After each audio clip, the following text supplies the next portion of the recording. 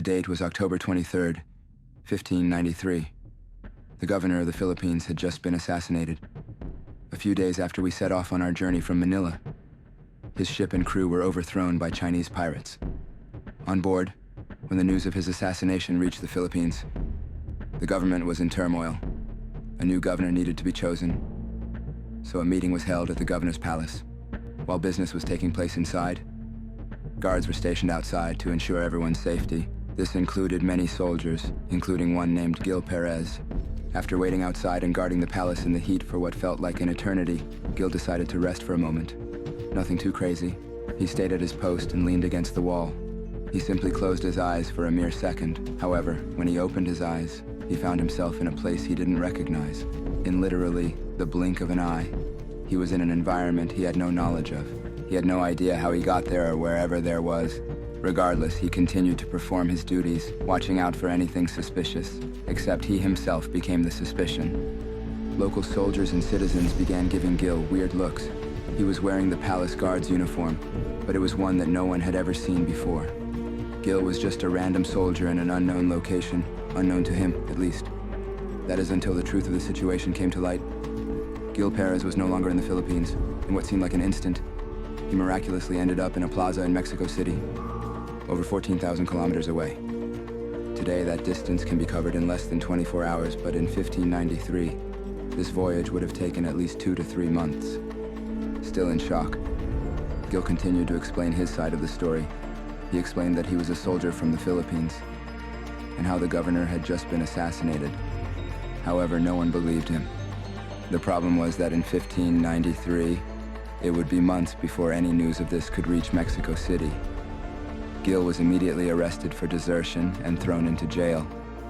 A few months later, a ship from the Philippines finally arrived, carrying crew members, as well as the news of the governor's assassination.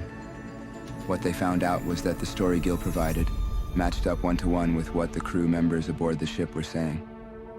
Furthermore, several of the crew members actually recognized Gil, and could even recall the day when he seemingly disappeared from existence.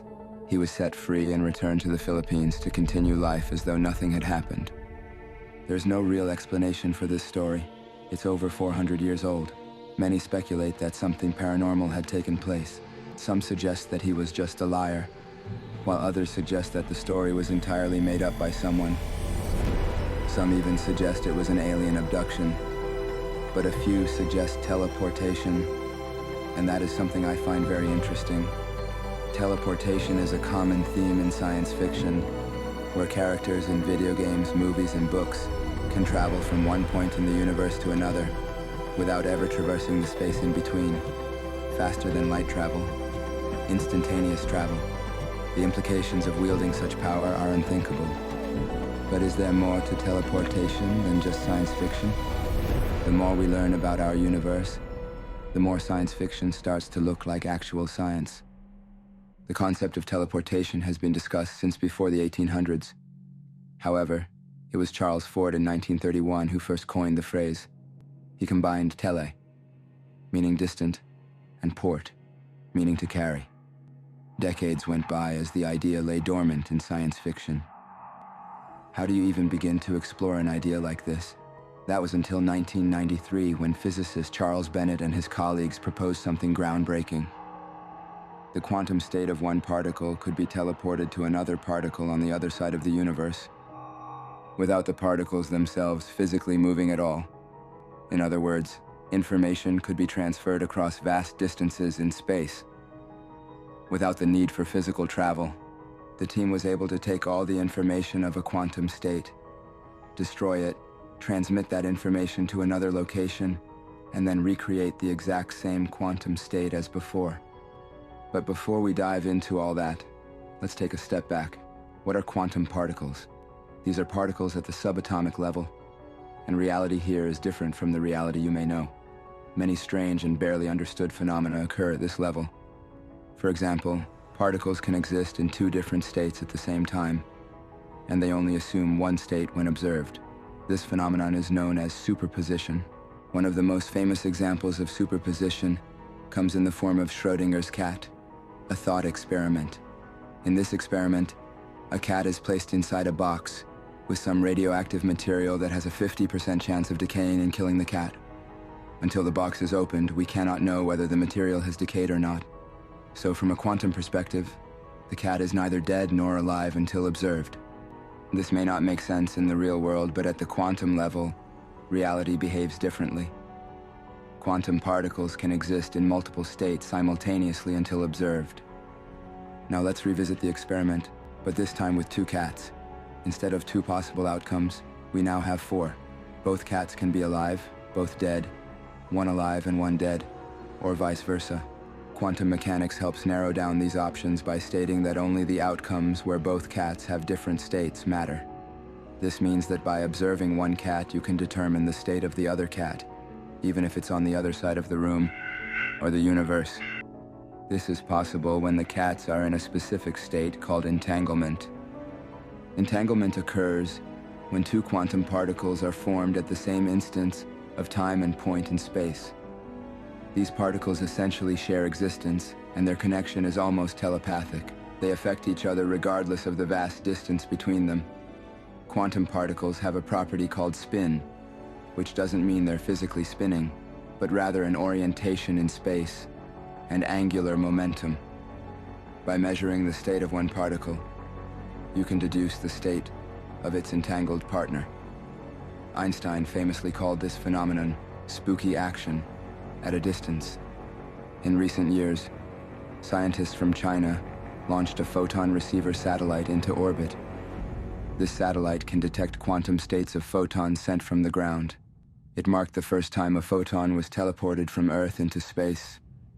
This works by transmitting quantum information about one particle to its entangled pair, effectively making the second particle become the first.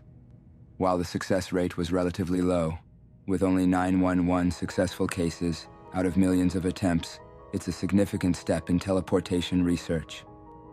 As scientists continue to explore how quantum particles make up matter, they may discover the keys to fundamentally change matter itself. Rather than simply sending encoded photons, could they one day transmit the exact construction of all subatomic particles of an object like an apple? But with this potential achievement comes a philosophical question: the teleportation paradox, which dates back to 1775. If every atom of a person were taken apart and reconstructed, would the resulting individual still be the same person? We humans are essentially machines, and our DNA script tells us how to replace dying cells until either the script or the machine fails. But what if this construction script could be downloaded and correctly transcribed? Maybe one day it could be used to create new versions of you on the other side of the universe, effectively teleporting you. Wait, is this even teleportation? You're technically being recreated rather than transported. But what if you wanted to bring your consciousness with you, the very essence of what makes you, you? Could you do that? What if simply reconstructing you in another place doesn't suffice? For that, we need another option, one that won't destroy you but will simply relocate you. For that, we need to look at wormholes. In 1935, Albert Einstein and Nathan Rosen showed that, through the use of general relativity, black holes across the universe could theoretically be linked together by a tunnel through space-time, a wormhole. Einstein's general theory of relativity states that the presence of mass or energy will warp the fabric of space-time around it. Black holes, with their incredibly dense mass, create a strong gravitational pull that can even bend light itself. While scientists have struggled to capture images of black holes due to their lack of visible light, they have been able to detect the light that slingshots around the edges of black holes, creating a sort of light ring. Inside a black hole, the concept of holes in space differs from earthly manholes. In space, matter can fall into a black hole from all 3 dimensions. Black holes are essentially 3-dimensional spheres with slight variations in shape. When supermassive black holes rotate at significant portions of the speed of light. However, what's essential to grasp is where this hole ultimately leads. Many imagine it as a funnel shape, where the wide event horizon eventually tapers off into an infinitely small point known as a singularity. But what if a singularity isn't required? What if a link could take place in the bulk, connecting 2 points in space? Perhaps even 2 black holes.